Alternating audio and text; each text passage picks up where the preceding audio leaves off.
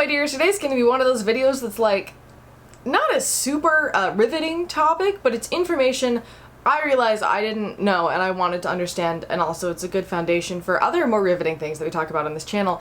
For example, the follow-up to this video that'll be out in a month, I think, is an analysis of reality TV shows that claim to be social experiments based on what we learn in this video. So the payoff will be worth it, I promise. Also, for friends who need it, I am a white young person with light brown shoulder length, a little longer than shoulder length, curly hair. I'm wearing a white button-up shirt that has black and yellow leaves on it, and I'm sitting in front of a plain wall that has green leaves on it. Now, the obvious place to begin with this topic is, why are research ethics important? But I think that we've all heard enough about deeply sketchy studies that took place between like 1940 and 1970 to make the importance of research ethics fairly clear. Examples being the Stanford prison experiment, which we talked about before, the time they fed radioactive oatmeal to unknowing children, everything that took place during the Second World War in lots of different countries, the exploitation of Henrietta Lacks, the Milgram experiment, etc., etc. But the two things that people generally agree on as being what led to the creation of formal ethical guidelines for human research are the Nuremberg trials and the Tuskegee syphilis study.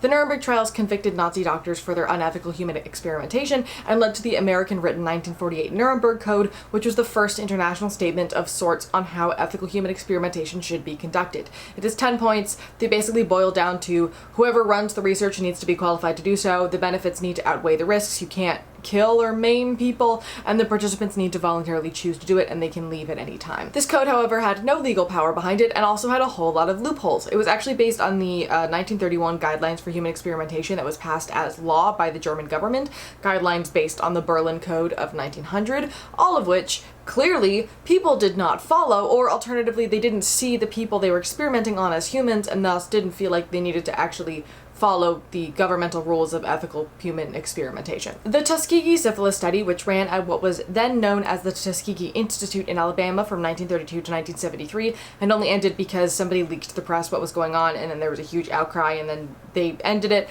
was a study where 600 black sharecroppers, 399 of which had syphilis, were told that they were going to receive treatment for bad blood, which is what syphilis and some other ailments were locally known as. In exchange, they would get free medical exams, free meals, and burial insurance. These men were never told of their formal diagnosis, were denied treatment, and encouraged to not get second opinions to therefore get treatment, all while these scientists running the experiment knew that a treatment for syphilis became widespread about 15 years into this study. 28 men died of syphilis directly, about 100 from related complications, and many wives were infected and children were born with congenital syphilis because of the lack of giving a cure, lack of transparency as to what was going on. They didn't know that they had syphilis, etc., etc. The outcry as a result of this research led to the passage of the National Research Act, which created the National Commission for the Protection of Human Subjects of Biomedical and Behavioral Research in 1974. In 1979, this commission published the Belmont Report, which created ethical principles and guidelines that must be followed for ethical research. Its three tenets were respect for persons, beneficence, and justice. Respect for persons basically means that participants need to be treated like autonomous people, and those with diminished autonomy, such as children, soldiers, prisoners, and disabled people, are entitled to protections.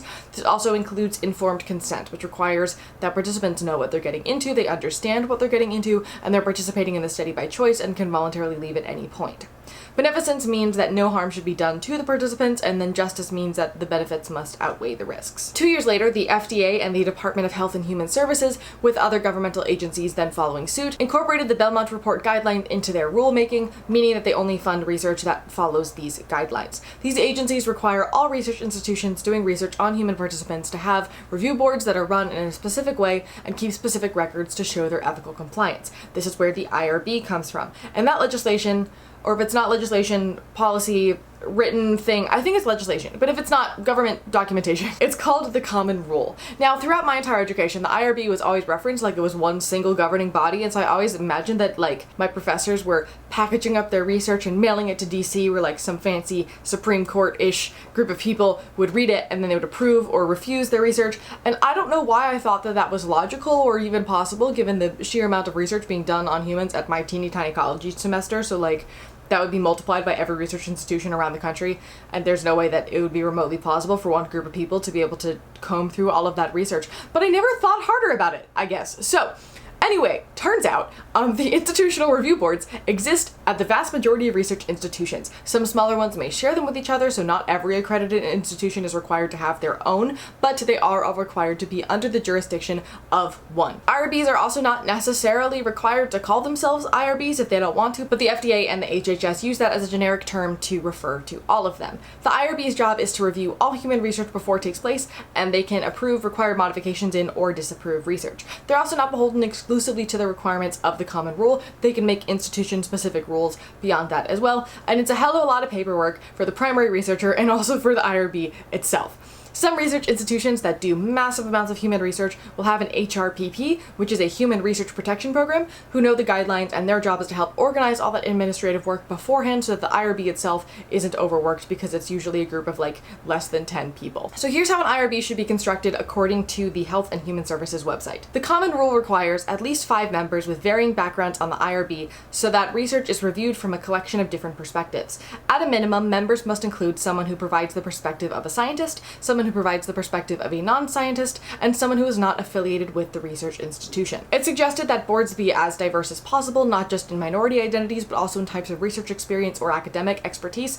It's quite common for the non-scientific person on a board to be a lawyer, ethicist, or a member of the clergy. And also, obviously, you cannot be on the board if you have a conflict of interest with the research, so most boards will have more than 5 people so that it can deliberate on research to be performed by the members of the IRB. And if you're ever bored, Google the name of your college, put IRB after it, you'll probably find the IRB section of your college website, and you can find out who's on your institutional review board, which I thought was interesting. You might not. But basically, this group of people looks at your proposal for the research you want to do, and they judge it based on the ethical considerations of the common rule, which we'll talk about in a second, and then they tell you whether you're good to go, or if you need to change stuff to be more ethical, or if you're just not allowed to do that research at all whatsoever. And there are 6 major things that are taken into consideration when it comes to ethical research. And I do want to thank my research methods professors for putting this together, like, gosh, 3 years ago in a presentation that I then saved just for this moment. I wasn't planning on imparting any life advice for this video, but if you're a high school or college student and you use like Moodle or anything else, like online, whatever, do yourself a favor, download everything from every single course that you took at the end of the semester and save it somewhere, because the amount of things that I randomly need to just like pull out of various Google folders that I'm so glad that I saved is way more than you think. You're paying for an education, you're paying for these resources, so save them. But anyway, tenets of ethics. The first is informed consent. This takes place before a study begins, and it's where the participants learn what the purpose of the study is, what the procedure is, what they can expect, like how long they might be needed, and what they're going to be doing, all of those kinds of things. This should also describe all the potential risks at play, assure the confidentiality of the participant, and they must be informed that their participation is completely voluntary and they're able to stop and leave at any time. The second is protection from harm. Now, obviously, completely harm-free spaces are impossible. Somebody might get anxious from being in a study, or a study thing might trigger their PTSD, or they, I don't know, might poke themselves with the cosmetic products they're testing or something. But trying to mitigate harm where possible, like being trauma-informed, for example, or not doing things in your study that might maim a person, is good. And this is where the risk-to-benefit ratio comes into play. Like, is this study worth it? Are the benefits outweighing the potential risks? What does minimal risk actually mean? And then next is deception, which is misleading or hiding the truth,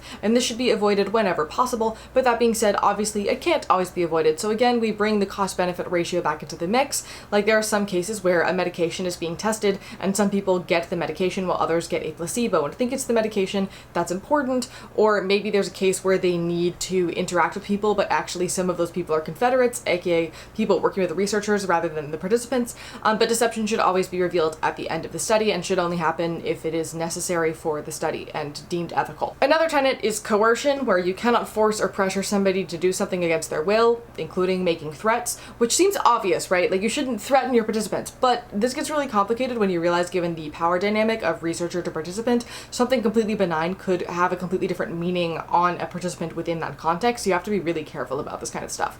And then there also needs to be clear confidentiality and anonymity, meaning that any information acquired from participants needs to have a clear purpose as to why it's being gathered, and that information needs to be kept in a secure environment. If specific participants are named in the published study, their names should be changed to preserve that anonymity. And once the study is complete, there needs to be a debrief. And this is where the researchers will say what the entire goal was of the experiment. They'll reveal any deception that took place, and they would learn from the participant about their experience in the study and whatnot. And then the researcher is responsible for making sure the participant isn't negatively changed from how they were before the experiment. Like, if somebody suffered psychological harm from it, the researcher is responsible for getting them therapeutic resources, for example. Also, Obviously, a huge part of research ethics is knowing what you're studying, have your study actually be properly structured, and don't lie about or fudge data, or plagiarize or omit data or previous research, or lie about things, because that's bad. And now in theory, this would all be super straightforward, right? Like, we had ethical problems with research, so the government created a way to uniformly regulate it so that it doesn't happen anymore, and woo, we solved the problems, rainbow sunshine butterflies. But a lot of research conversation has been happening in the scientific community about the problems with the IRB, which mostly boil down to the fact that, well, yes, in theory, creating a clearly documented checklist makes things really well regulated. It also takes an overbearing amount of time and energy, which then makes the simplest things that don't actually need a ton of oversight, if any oversight is needed at all, so exhausting as to almost not be worth it. And also, since a lot of human research is inherently medical, it is causing these practitioners to be even more stretched thin, and it is negatively impacting patient care. And there have been cases where completely benign ethical studies had to use the legal ethical language of informed consent that made participants pull out of the studies because the informed consent document made it seem much more scary than it actually was. So this over-control is affecting the quality of research as well. There's also critique as to the fact that boards are often using the same amount of energy combing through very low-risk research as they are going through high-risk research, which makes them unnecessarily nitpicky, and the amount of stories that I read of scientists being denied approval or having to resubmit changed research over like teeny tiny minuscule things that, in theory, sure, you do want to minimize that risk, but in practicality it is a completely unreasonable ask for a wholly improbable situation, which then delays research, and that makes the research infinitely more expensive because it has been delayed. There's also concern that this is causing homogenized research because studies with atypical structures are more likely to not get approved because they're doing something different, and since getting approval is a lengthy process to begin with, resubmitting even more so, it encourages researchers to stick to basic experimental structures and not try anything new to like move the field of research forward. The other thing is that there isn't actually a ton of research on the effectiveness of the IRB, or how many proposals get denied, or what the overall situation going on is, nor are there many cases against it, because when this kind of thing happens, there isn't really an appeals process, there isn't a lot of oversight, and the risks on livelihood of challenging the IRB are very, very high. There's also discussion around them being more concerned about the liability of the institution than on actually protecting the research subjects themselves, creating arbitrary rulings barring things from going forward, and a semi-recent report came out regarding private equity investments in IRBs that could create conflicts of interest and otherwise corruption, but I don't really know enough about that situation to get into it. This has also led to some conversations regarding IRB censoring information, either deliberately or accidentally. I'll be honest, a lot of the things I read about censorship were less well-articulated academic text and more like scientists yelling about not being able to do their research, which I don't doubt is frustrating, but I'm also not going to take that argument as necessarily fact until I know all sides of the story and what research they were trying to do.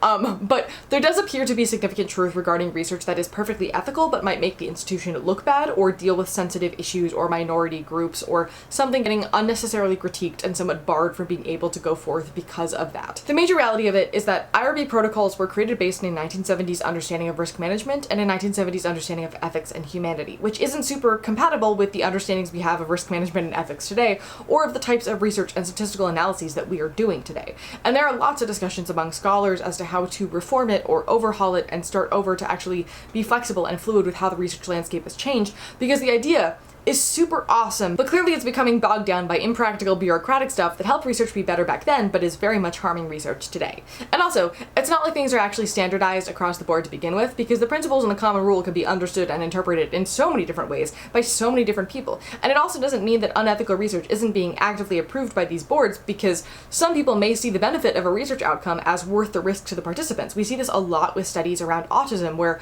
the outcome of the study is usually eugenics related, and if community members were on the IRB and looking at it from an ethical perspective, they would say this is not worth the energy, exhaustion, and exploitation of the autistic participants for this result that we don't actually need, while an institutional review board that is primarily medical and convinced anybody is better off dead than disabled is going to approve that research to go forward. Because science isn't objective, science is inherently political, and it always has been. And thus, ethics boards are going to operate the same way. I didn't go into this expecting to discuss the inherent flaws of the IRB, but I was reading too many papers that were all sunshine and rainbows about it, and I was like, I've been in the autistic community long enough to remember some IRB-approved unethical studies over the last few years, so I wanted to look deeper, and I found this whole body of research critiquing the system, which was really interesting, and discussions also of how Canada is completely remaking theirs. I also found a book that's titled Behind Closed Doors, IRBs and the Making of Ethical Research by Laura Stark, which looked really interesting and also kind of went into this topic. But also it was expensive and for some reason not in the New York Public Library system, so I didn't read it, but if this kind of stuff is interesting to you, the reviews all look really great, so go check it out. And if you want to learn even more about research ethics, the US Department of Health and Human Services has a free online training with little quizzes in it on human research protection, and it's kind of fun, and teaches you even more about the inner workings of the bureaucratic research ethics system that I have linked below. I also found an article about things to consider when working with an IRB because they are generally there to help you to make better research. They're just not always doing that 100% of the time because systems are never 100% helpful. That one is linked at the top of my sources in the description as well if you need it. And that's all I got for you today. I hope that you learned something. I'm taking next week off, so take that time to watch an old video of mine or read a book or something. That's probably a better idea. Anyway, as always, thank you for listening. Thank you for learning. Remember, it's never too late to start over, and critical thinking is very sexy. And I look forward to seeing you, my dear, in the next one.